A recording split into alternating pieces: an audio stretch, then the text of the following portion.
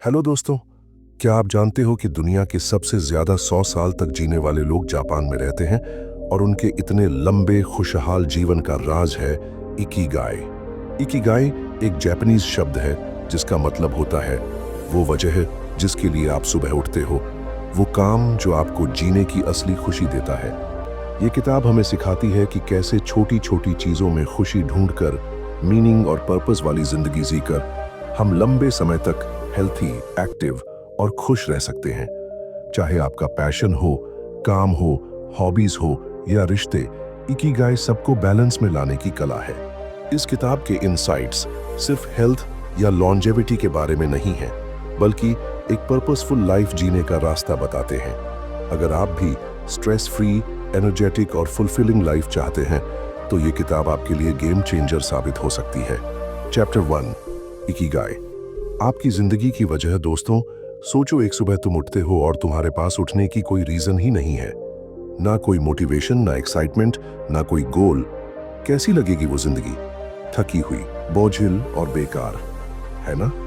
लेकिन वहीं दूसरी तरफ सोचो, अगर तुम्हें पता हो कि आज मुझे ये करना है क्योंकि मुझे इससे खुशी मिलती है, मेरा दिल इसे चाहता है, तो तुम पूरे जोश और एनर्जी के साथ उठोगे। बस इसी वजह को कहते हैं इकिगाई। इकिगाई मतलब वो वजह जिसके लिए आप सुबह उठते हो। जापान के ओकिनावा गांव में दुनिया के सबसे ज्यादा सेंटिनेरियंस, 100 साल से ऊपर उम्र वाले लोग रहते हैं। कभी सोचा क्यों? क्योंकि उनके पास इकिगाई है, वो काम जो उन्हें हर दिन खुशी देता है। एक 102 साल के किसान से पूछा गया, तुम अब भी खेत में काम क्यों करते हो? वो मुस्कुराकर बोले, क्योंकि ये मेरा इकिगाई है, मुझे इससे जीने की वजह मिलती है। अब दोस्त, सोचो अपनी लाइफ में क्या वो काम है जो तुम्हें टाइम का एहसास तक नहीं होने देता? क्या वो हॉबी है जिसे करते हुए तुम्हारा दिल खुश हो जाता है? क्या वो स्किल है जिसे सीखने में तुम एक्साइटमेंट महसूस करते हो? वही तुम्हारा इकिगाई है। लेकिन सबसे बड़ी गलती क्या होती है? लोग अपने इकिगाई को इग्नोर कर देते हैं, पैसे, सोसाइटी या डर की वजह से। रिजल्ट, थकी हुई, बोरिंग लाइफ, स्ट्रेस और फ्रस्ट्रेशन से भरी। इकिगाई सिर्फ जॉब या करियर तक लिमिटेड नहीं है। ये वो भी हो सकता है बच्चों को खिलाना, लोगों की मदद करना, गार्डनिंग, आर्ट बनाना, स्टोरी लिखना, म्यूजिक बजाना। कोई भी ऐसा काम जो तुम्हें अंदर से खुशी, मीनिंग और पर्पस दे, वो इकिगाई है। एक छोटी रिलेटेबल स्टोरी। मेरे एक दोस्त थे, कॉर्पोरेट जॉब में थे, पैसा अच्छा था लेकिन हमेशा स्ट्रेस्ड रहते थे। एक दिन मैंने पूछा, तू कब खुश होता है?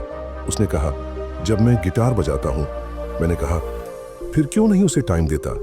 धीरे धीरे उसने वीकेंड्स में परफॉर्मेंसेस शुरू की। आज वो प्रोफेशनल म्यूजिशियन बन चुका है और जिंदगी में पहले से कई गुना ज्यादा खुश है। उसने अपना इकिगाई ढूंढ लिया। तो दोस्त, पहला चैप्टर हमें यही सिखाता है, अगर तुम अपनी जिंदगी की असली वजह नहीं ढूंढोगे तो कोई और तुम्हें अपनी जिंदगी का हिस्सा बना लेगा। जिस चीज के लिए तुम जिंदा हो उसे ढूंढो, उसे जियो। अब मैं तुमसे पूछता हूं, क्या तुमने अपनी जिंदगी की वजह ढूंढी या तुम बस जिंदगी काट रहे हो? कमेंट में बताओ तुम्हारा इकिगाई क्या हो सकता है।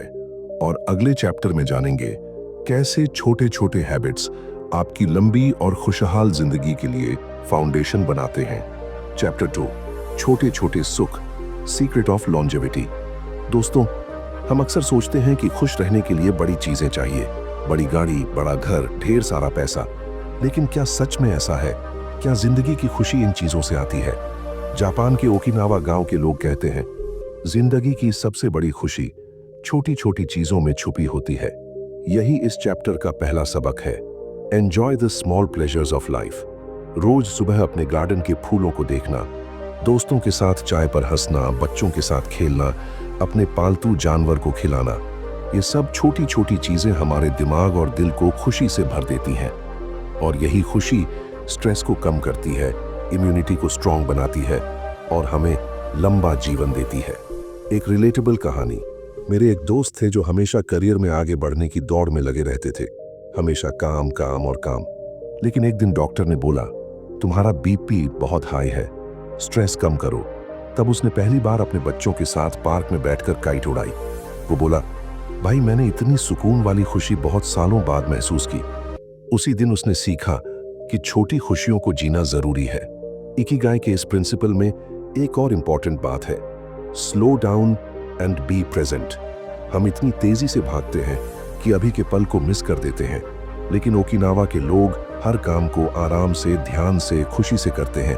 खाना खाते वक्त मोबाइल नहीं देखते, बातचीत करते वक्त अटेंशन देते हैं, हर दिन ग्रेटिट्यूड फील करते हैं। यही वजह है कि वो लोग मेंटली और फिजिकली हेल्थी रहते हैं। अब सोचो दोस्त, हम में से कितने लोग ऐसा करते हैं? कितनी बार हम फैमिली के साथ बैठे होते हुए भी फोन स्क्रॉल करते हैं? कितनी बार खाना खाते हुए ईमेल्स चेक करते हैं? अगर हमें लंबी और खुशहाल जिंदगी चाहिए तो इन छोटी छोटी खुशियों को वापस पकड़ना पड़ेगा। इस चैप्टर का सार, हर दिन छोटी छोटी खुशियों को जियो, हर पल को महसूस करो, जो भी कर रहे हो पूरी तरह प्रेजेंट रहो, क्योंकि लाइफ बड़ी चीजों से नहीं, इन छोटे छोटे मोमेंट्स से बनती है। अब मेरे दोस्त, मैं तुझसे पूछता हूं, आज का वो एक छोटा मोमेंट कौन सा था जिसने तुझे सच में खुशी दी? मुझे भी जरूर बताओ और खुद को याद दिलाओ कि असली खुशियां कहां छुपी हैं। अगले चैप्टर में जानेंगे काइज़ेन, यानी छोटे छोटे कंटिन्यूअस इंप्रूवमेंट्स का सीक्रेट, जो तुम्हारी जिंदगी को एक्स्ट्रॉर्डिनरी बना देगा।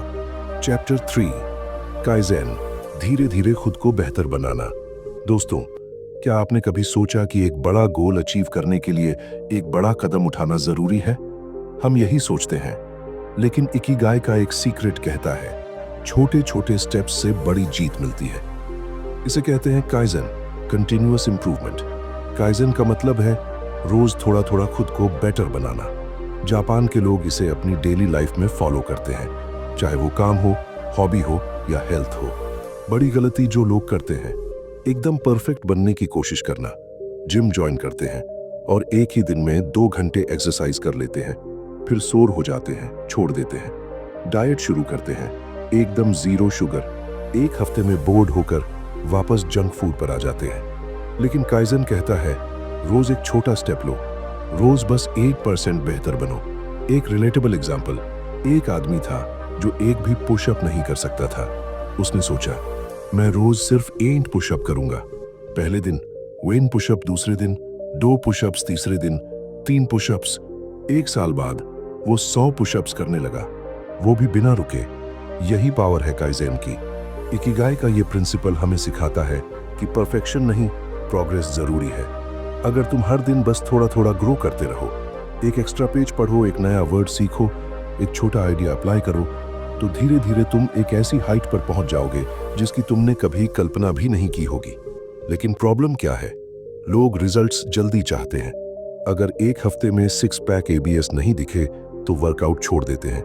अगर एक हफ्ते में फॉलोअर्स नहीं बढ़े तो कंटेंट बनाना छोड़ देते हैं। पर याद रखो, जो चीज जल्दी आती है जल्दी जाती है, जो धीरे धीरे बनती है वो लंबा टिकती है।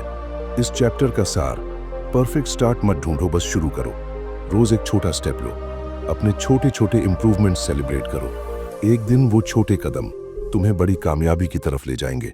अब सोचो दोस्त, अगर तुमने हर दिन सिर्फ 1% इंप्रूवमेंट किया तो 1 साल बाद तुम 27 गुना बेटर वर्जन बन जाओगे खुद का। अगले चैप्टर में हम जानेंगे स्ट्रॉन्ग रिलेशनशिप्स, क्यों जापान के लोग सोशल कनेक्शन को इतनी इंपॉर्टेंस देते हैं और कैसे ये उनकी लंबी जिंदगी का राज है। चैप्टर 4, स्ट्रॉन्ग रिलेशनशिप्स, रिश्तों की ताकत।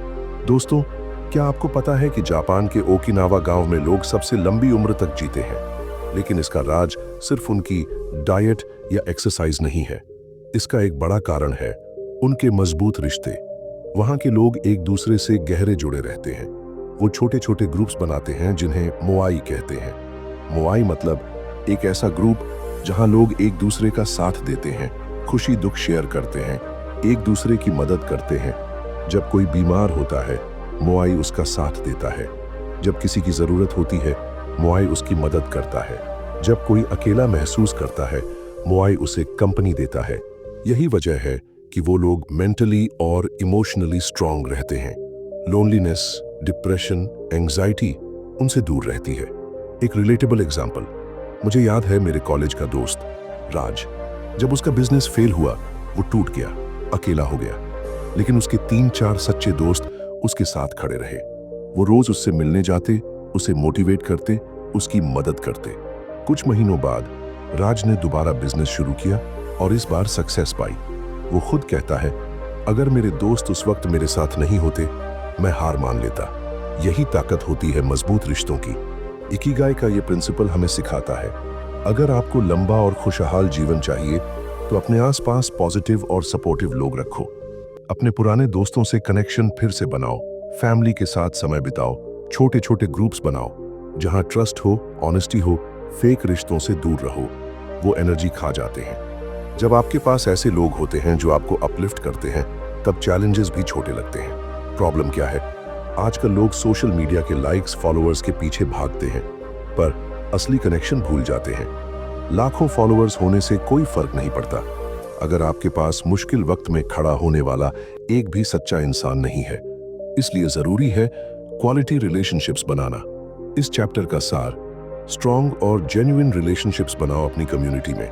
ट्रस्ट और केयर फैलाओ, अकेलेपन से लड़ो, साथ में जियो, क्योंकि रिश्ते ही वो जड़ें हैं जो हमें गिरने नहीं देती। अब सोचो दोस्त, तुम्हारी जिंदगी में वो 3 लोग कौन हैं जिनके साथ तुम बिना किसी डर के सब कुछ शेयर कर सकते हो? अगले चैप्टर में जानेंगे इकिगाई का पर्पस, वो वजह जो आपको हर सुबह उठने की मोटिवेशन देती है।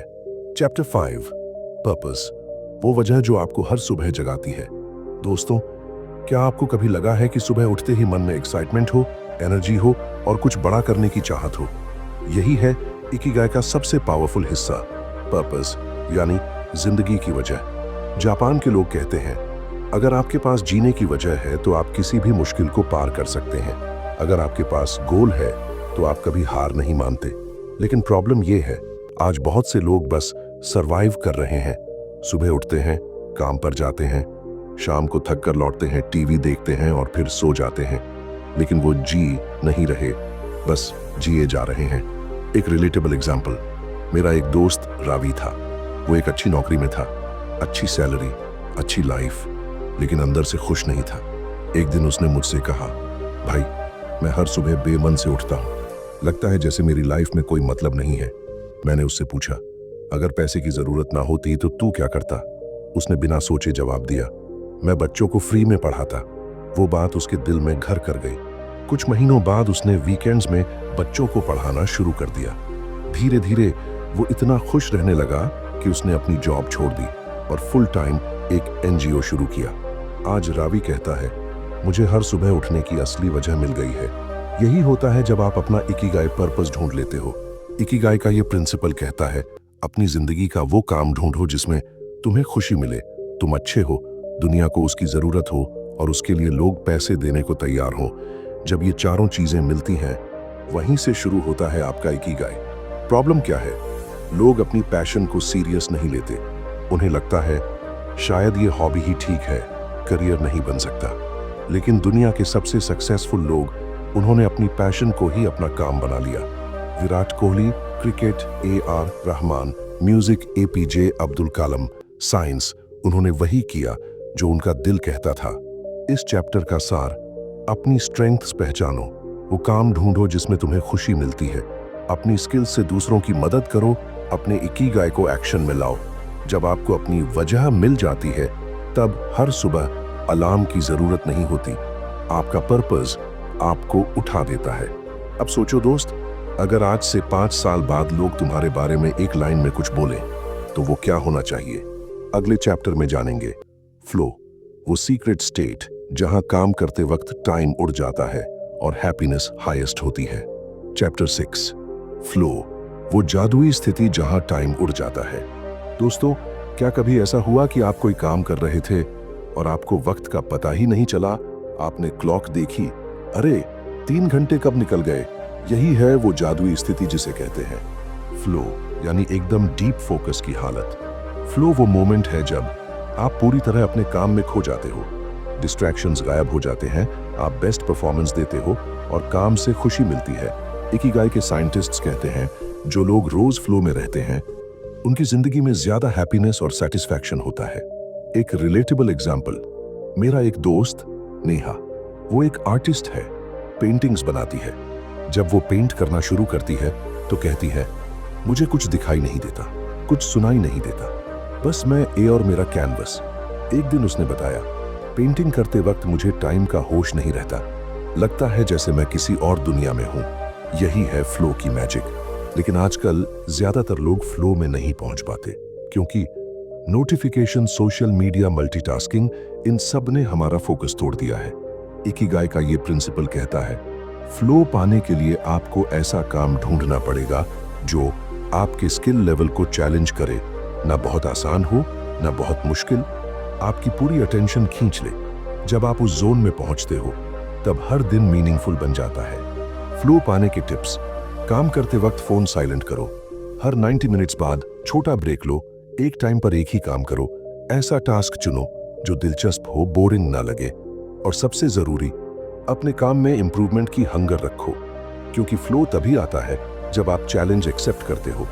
इमेजिन करो, अगर आपकी जिंदगी के हर दिन में 2-3 घंटे फ्लो के होते तो आप कितनी ग्रोथ कर सकते हो, कितना सीख सकते हो, कितना क्रिएट कर सकते हो। यही है सीक्रेट जो इकिगाई के लोग अपनाते हैं। वो डेली ऐसे काम करते हैं जो उन्हें फ्लो में ले जाते हैं। इस चैप्टर का सार: ऐसा काम ढूंढो जो तुम्हें खींच ले, रोज खुद को चैलेंज करो, डिस्ट्रैक्शंस हटाओ, अपने स्किल को पॉलिश करो। फ्लो में रहना मतलब हैप्पीनेस और प्रोडक्टिविटी का जैकपॉट जीतना। अब सोचो दोस्त, वो कौन सा काम है जिसे करते वक्त तुम टाइम भूल जाते हो? क्या तुम रोज उसे करने का प्लान बना सकते हो? अगले चैप्टर में जानेंगे, टेक इट स्लो, धीरे चलो, क्योंकि लाइफ कोई रेस नहीं है।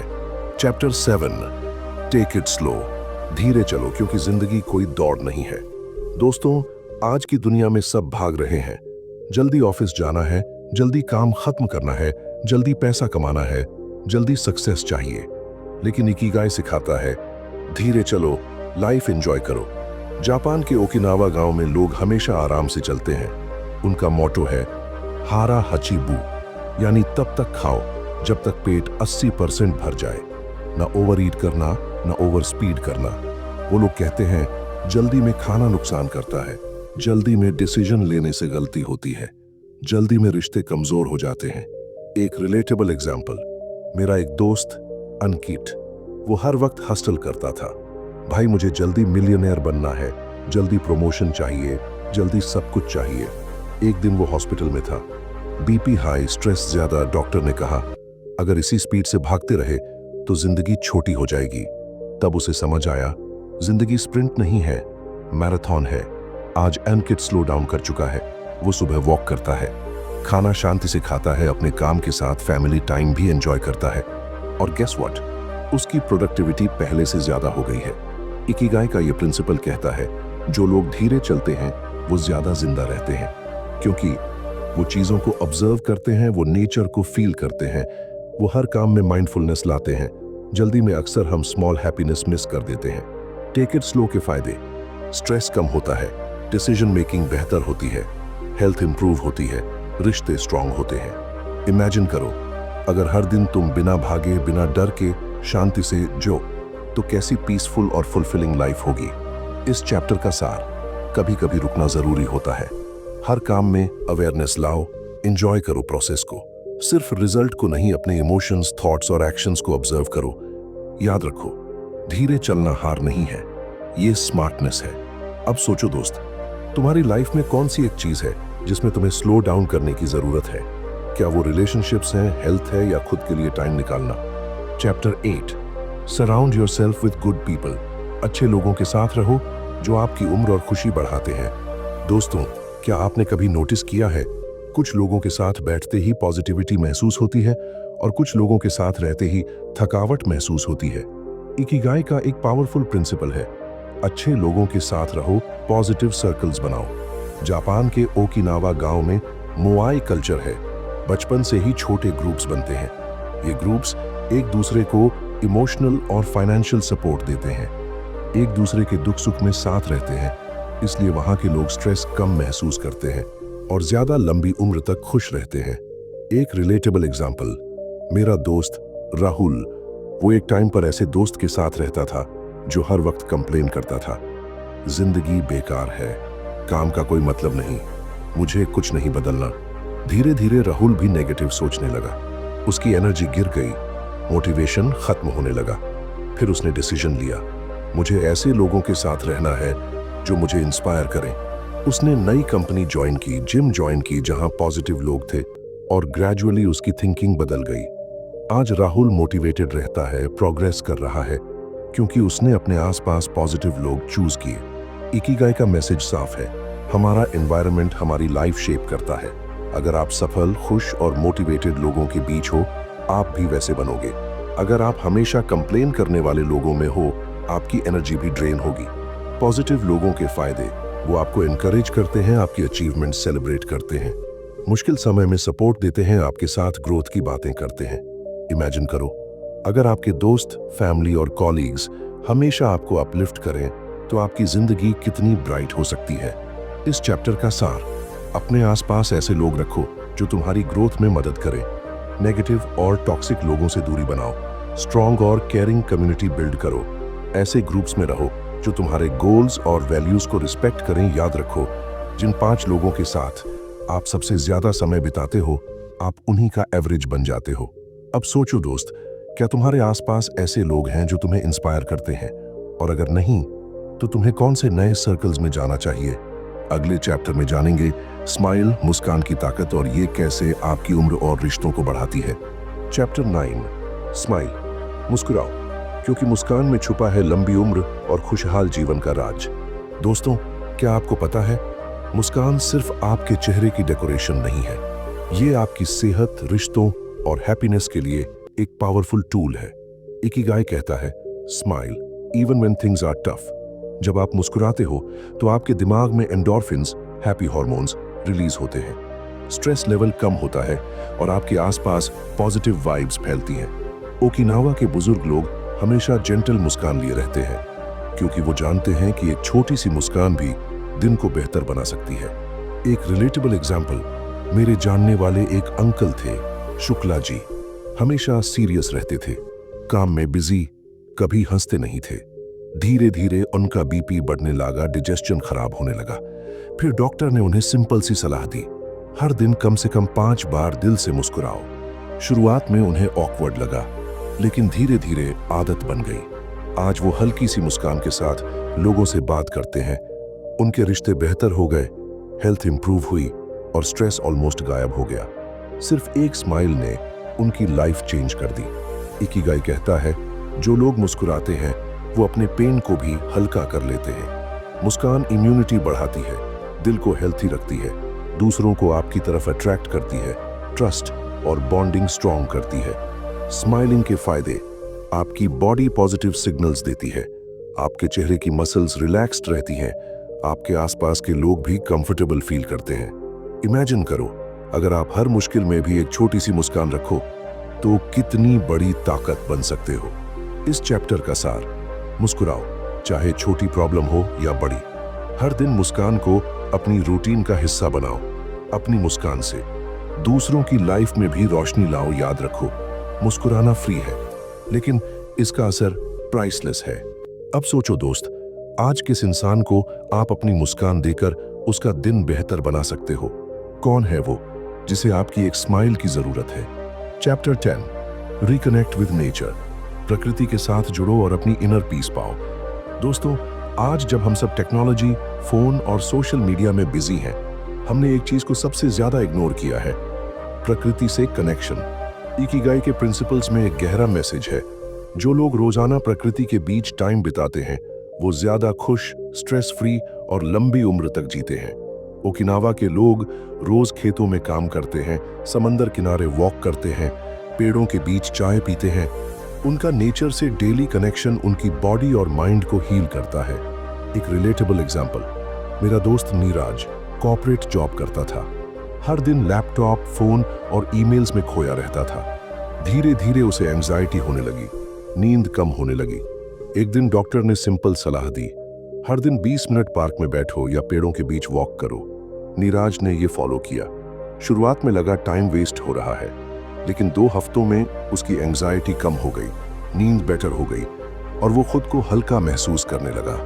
बस 20 मिनट नेचर में जाने से उसकी जिंदगी बैलेंस हो गई। इकिगाई कहता है, प्रकृति में वो एनर्जी है जो दवा में भी नहीं मिलती। सूरज की किरणों से विटामिन डी मिलता है, पेड़ों के बीच ऑक्सीजन ज्यादा प्योर होता है, हरियाली देखकर माइंड रिलैक्स होता है, पक्षियों की आवाज से टेंशन कम होती है। रिकनेक्ट विद नेचर के फायदे, तनाव कम होता है, क्रिएटिविटी बढ़ती है, इम्यूनिटी स्ट्रांग होती है, खुश रहने की नेचुरल टेंडेंसी बढ़ती है। इमेजिन करो, अगर हर दिन सिर्फ 20-30 मिनट नेचर के बीच बिताओ तो आपकी बॉडी, माइंड और सोल ऑटोमेटिकली रिचार्ज हो जाएगी। इस चैप्टर का सार, रोजाना नेचर में टाइम बिताओ, पेड़ों, फूलों, सूरज और हवाओं से कनेक्शन बनाओ। मोबाइल और स्क्रीन से ब्रेक लेकर ओपन स्काई के नीचे जाओ, अपनी इनर पीस को प्रकृति के साथ रिवाइव करो। याद रखो, हम नेचर का हिस्सा हैं और नेचर से दूर होकर हम खुद से दूर हो जाते हैं। अब सोचो दोस्त, आप अपने बिजी स्केड्यूल में कहां और कैसे नेचर के साथ कनेक्शन फिर से बना सकते हो? कौन सी जगह तुम्हारे दिल को सुकून देती है? तो दोस्तों, इकिगाई की ये खूबसूरत जर्नी यही खत्म होती है, लेकिन असली सफर अब शुरू होता है। आपने इन सभी चैप्टर्स से क्या सबसे बड़ा सीख लिया? कौन सी बात ने आपको सबसे ज्यादा इंस्पायर किया? मुझे नीचे कमेंट में जरूर बताएं, मैं हर कमेंट पढ़ूंगा। और दोस्तों, अगर आपको ये वीडियो वैल्यूएबल लगी तो इस नॉलेज को अपने दोस्तों और फैमिली के साथ जरूर शेयर करें, ताकि वो भी अपनी जिंदगी में इकिगाई ढूंढ सकें। और हाँ, अगर आप जानना चाहते हैं कि दुनिया के सबसे सक्सेसफुल और हैप्पी लोग कौन सी 3 सबसे पावरफुल डेली हैबिट्स फॉलो करते हैं, तो अगली वीडियो में हम उन सीक्रेट हैबिट्स को डिटेल में सीखेंगे, जो आपकी जिंदगी को एक नए लेवल पर ले जाएंगी। इसलिए चैनल को सब्सक्राइब कर लीजिए और बेल आइकॉन जरूर दबाएं, ताकि वो वीडियो आप मिस न कर दें। मिलते हैं नेक्स्ट पावर पैक्ड वीडियो में। Stay tuned, stay connected. Thanks for watching.